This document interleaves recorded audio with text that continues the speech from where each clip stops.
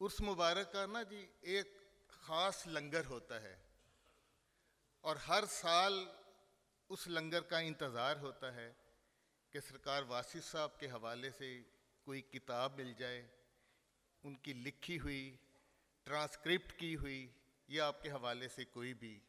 और ये काम साहबजादा काशिफ महबूब साहब की ज़ेर निगरानी हमारे मखदूम मोहम्मद हुसैन साहब इसको ट्रांसक्रिप्ट करते हैं, बहुत अच्छी कावश करते हैं और हम तक वो इल्म पहुंचाते हैं। अल्लाह इनको भी जज़ा दे। गुफ्तगू 35 नंबर और 36 नंबर दोनों इस साल का लंगर और इस मुबारक उर्स का लंगर जो है वो स्टॉल में मौजूद है। तो वो 35 और 36 नंबर गुफ्तगू जो है वो आप दोस्त उधर ख़रीद सकते हैं। और महफ़िल के आखिर में आज की महफ़िल के सदर नशीन खुशबुए वासिफ़ हज़रत वासिफ़ अली वासिफ़ रहमतुल्लाह अलैह के जानशीन साहबजादा काशिफ महमूद साहब शम्मा महफ़िल, उनको मैं बहुत अदब से दरख्वास्त गुज़ार हूँ वो तशरीफ़ लाएं और गुफ्तगू फरमाएं। एक शेर। कहा साकी ने वासिफ को बुलाओ, कहा साकी ने वासिफ को बुलाओ, करें क्या गर्मी महफिल नहीं है। तशरीफ़ लाते हैं साहबजादा काशिफ साहब।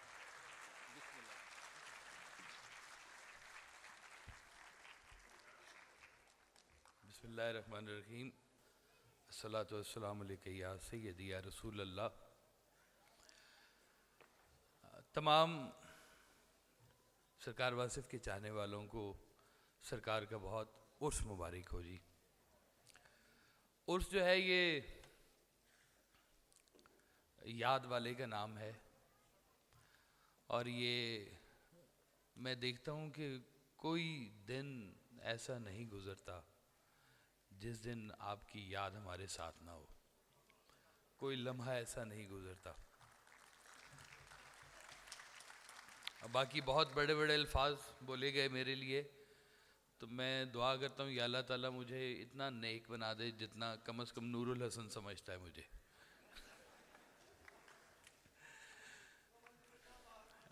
वो सरकार भाई साहब कहा करते थे, एक बड़ा इसके ऊपर कहा करते थे, देखो वो तुम नेक मशहूर हो गए हो तो चलो नेक ही हो जाओ।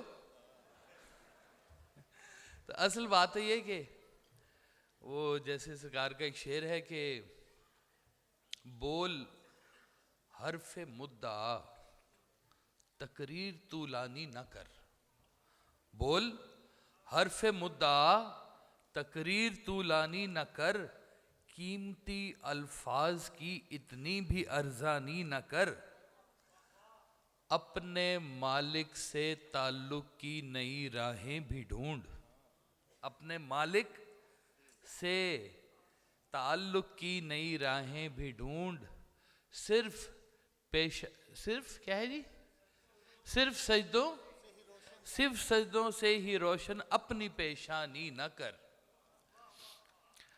तो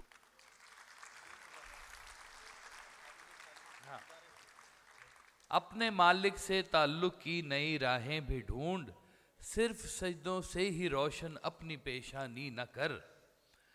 तो सरकार भाई साहब इस चीज़ पे बहुत जोर लगाया करते थे और ये सिर्फ कहना नहीं है, करना भी है। आप लोग जानते हैं हमारे गुलशन आई वाले घर में एक सादा सा घर जिसकी कोई बहुत नमूदो नुमाइश नहीं थी, बाहर का प्लस्तर भी उखड़ा होता था, कोई बहुत ज़्यादा लेविश सिलसिला भी नहीं था, लेकिन उसके अंदर जो एक ख़ास अमल हो रहा था कि वहाँ पर जितने भी दुखी दिल आ रहे हैं, जितने भी कर्ब वाले लोग आ रहे हैं, उनको वहाँ एक राहत मिलती थी और वो राहत अभी भी चल रही है अल्हम्दुलिल्लाह। वो आप ना किसी भी हाल में इंसान को इग्नोर नहीं करते थे, किसी भी हाल में। वो हमारा एक मुलाजिम था, सरकार का खिदमत गुजार था। बाऊ खान उसका नाम था जी, आप जानते ही सारे। बाऊ खान हमेशा कुछ ना कुछ उल्टा ही करता रहता था। कभी नशे की हालत में गिरफ्तार हो जाता था, कभी कुछ करता था, लेकिन सरकार ने उसको कभी छोड़ा नहीं। ना उसने काम छोड़ा, ना सरकार ने छोड़ा।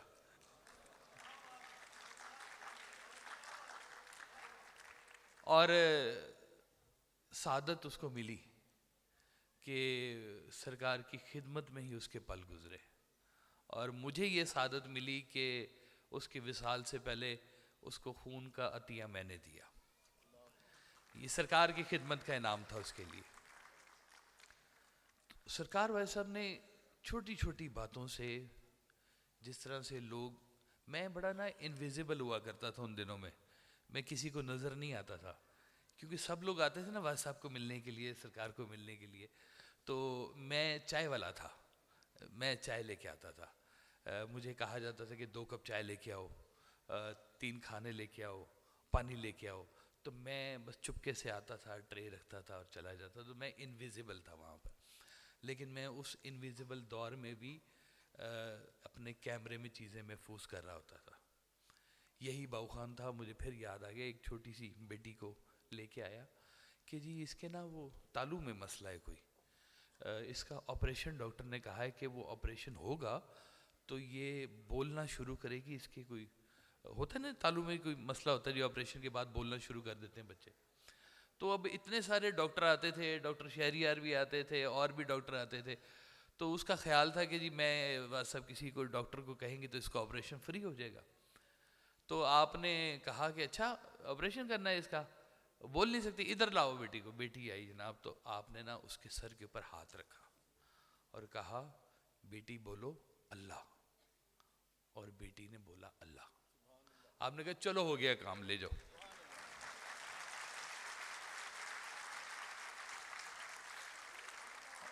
और कुछ अरसे बाद, सरकार के विसाल के बाद, मैंने उसे देखा कि वो अपने घर वालों से टै टै टै टै करके लड़ाइयाँ कर रही थी। तो मुझे इतनी खुशी हुई, मैं कहा देखो ये कैसा सर्जरी सरकार की हमारे सामने फिर रही है कि इतना इसके साथ करामाती काम हुआ है कि सरकार ने इसको देखिए ज़िंदगी में कैसे बदल दिया। तो ये सिर्फ एक वो सर्जिकल आइटम्स की मैं बात नहीं कर रहा, मैं बात कर रहा हूँ कि आपके अंदर एक ख़ास किस्म की ना एक कॉन्फिडेंस पैदा हो जाता है, आपकी रूह का एक कॉन्फिडेंस पैदा हो जाता है कि आप खुद से दिल से करना चाहें किसी काम को। आप फोर्स नहीं है कोई कि सरकार का काम है तो ये करना है तो बड़ा ज़रूरी होता है और ये इसकी ज़रूरत नहीं है। कोई भी ना करे, सरकार किसी से भी करवा लेंगे, मुझे पता है ये बात। लेकिन ये एक शौक है, और ये शौक वाले का डेरा होता है, शौक वालों की जगह होती है। वो कहते हैं सरकार के, शौक चराग जलाओ दिल विच होवन दूर हनेरे, जिथे शौक दे दीवे बलदे चानन चार चुफेरे, शौक दी मंजिल हर मंजिल तो अगे होर अगेरे, वासिफ यार चलो चल वसीए जिथे शौक दे डेरे। तो ये एक ख़ास बात आप कहा करते थे कि देखो अपने इर्द गिर्द की जो कंपनी है ना, उसको ज़रा एहतियात से देखा करो, क्योंकि जो कंपनी का अंजाम है वही तुम्हारा अंजाम है। अगर तुम्हारे इर्द गिर्द के लोग, तुम्हारी उठक बैठक में जो लोग आ रहे हैं, अगर उनका कबीला दुरुस्त नहीं है तो अपने आप को हिजरत कर लो उस कंपनी से, और उन लोगों के पास बैठना शुरू करो जिनके बारे में कम से कम तुम्हें ये यकीन हो जाए थोड़ा थोड़ा कि कुछ तो अल्लाह की बात है इनके अंदर। आप भी जाके उनके पास बैठना शुरू कर दो। सरकार वैसे फरमाया करते थे कि जिसके बारे में तुम्हें ज़रा सा भी भिनक पड़ जाए ना कि ये अल्लाह वाला, चुप करके पहुंच जाया करो उसके पास, ताकि आपका अल्लाह का सफ़र चलता रहे। वो मालिक से ताल्लुक़ की जो राहें ढूंढनी होती हैं, वो कैसे कैसे सरकार वैसे लोगों के घरों में जाके खिदमत किया करते थे। हमारे वो शफ़ी साहब थे जी, वो रहा करते थे PNT क्वार्टर्स में। वो सरकारी क्वार्टर हैं, जानते हैं लोग। सरकारी क्वार्टर जिस दिन खाली हो रहा होता है ना, वो यहाँ पे अगर तनवीर साहब बैठे हुए हैं BOR वाले, वो जानते हैं कि सरकारी क्वार्टर खाली हो रहा हो तो उसके ऊपर कम से कम कुछ 10-15 लोगों की नज़र होती है कि ये क्वार्टर खाली होगा और फ्लैट खाली होगा तो मैंने इसको जाके लेना है, और पूरा सिस्टम तैयार किया होता है। शफी साहब का भी इसी तरह से चुबुर जी के पास जो पीएनटी क्वार्टर्स हैं वहाँ पे घर था और वो खाली होने वाला था, और उनका इरादा ये था कि इस क्वार्टर को मैं अब अपनी बेटी जो मेरी सरकारी जॉब कर रही है मैं उसके नाम पे ट्रांसफ़र कर लूँगा, तो हम इसी में रहना शुरू कर देंगे। तो अब देखने वाले तो बड़े चालाक लोग होते हैं। जिस दिन उसकी वो ख़त्म हो रही थी, मुद्दत मियाद ख़त्म हो रही थी, उस दिन वो अगला बंदा वहाँ पर पहुँच गया अलॉन्ग विद पुलिस और जज के ऑर्डर्स उठाए हुए, और कहा कि चलो घर खाली करो, तुम्हारा टाइम तो हो गया है। तो अब वो घबरा गया कि जी इतना टाइम ही नहीं दरमियान में, यानी कि आज ख़त्म हो रहा है, आज ही बंदा आ गया हुआ है। तो सबका फिर वो एक ही होता था सारा के वह सबको फ़ोन करें। जैसे शहरियार साहब भी कहते हैं कि मैं कभी मुश्किल में फंसता था तो मैं क्या करता था, वह सबको फ़ोन करें ताकि हल लिया जाए। तो आपने कहा कि अच्छा ठहरो मैं अभी आ रहा हूँ।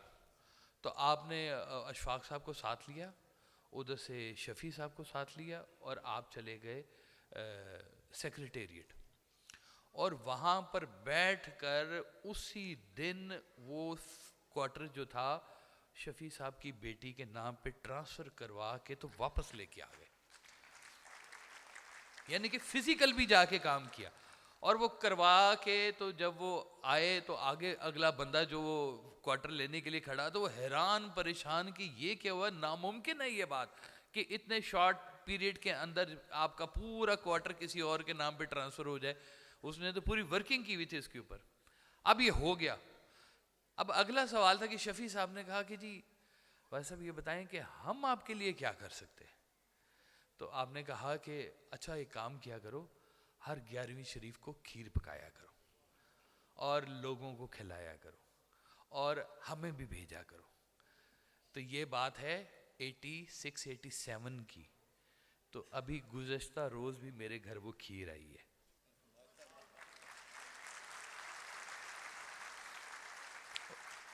उसको नहीं कहा कि तारीफ ज़रूरी है या चलो तुम आया जाया करो, उसको कहा कि बस चलो खिलाया करो, लोगों को खिलाया करो, लोगों के अंदर कोई खैर बांटने का काम अपनी ज़िंदगी में शुरू करो।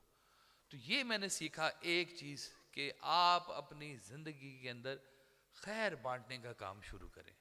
कोई ना कोई छोटा सा एक अपने, ये नहीं कि किसी बड़े सिस्टम में आए। मुझे याद है मुन्नू भाई सरकार के बाद तशरीफ़ लाए तो उन्होंने कहा जी मैं अपनी एक एनजीओ शुरू करना चाहता हूँ। मैं वो थोड़ी सी उनकी आवाज़ में भी थी ना, लुकनत थी मुन्नू भाई की आवाज़ में।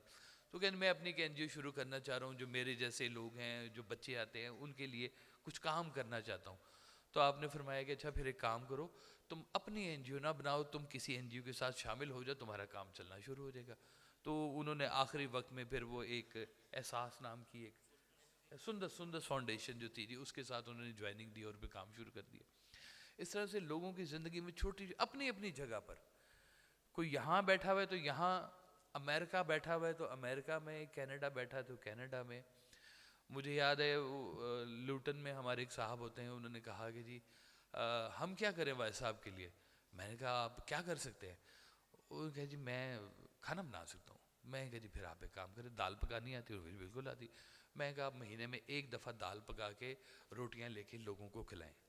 उन्होंने कहा जी यहाँ तो कोई बंदा नहीं मिलता यूके में, किसको हम खिलाएंगे। तो मैंने कहा आप एक दफ़ा लेके तो जाएं, ये तो बात की बात है। खाना भेजने वाला आपके ज़रिए भेज रहा है, कोई ना कोई तो भूख वाला भी बैठा होगा आगे। तो वो उन्होंने पकाना शुरू किया और पता चला कि जनाब अब इतने सालों के बाद उनकी रोटी का लोग इंतज़ार करते हैं, उस दाल रोटी का।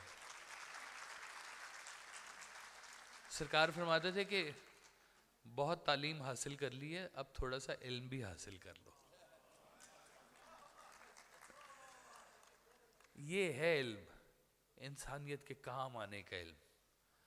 अल्लाह को वो लोग बहुत पसंद हैं जो लोगों के काम आते हैं और लोगों के अंदर खैर बांटते हैं।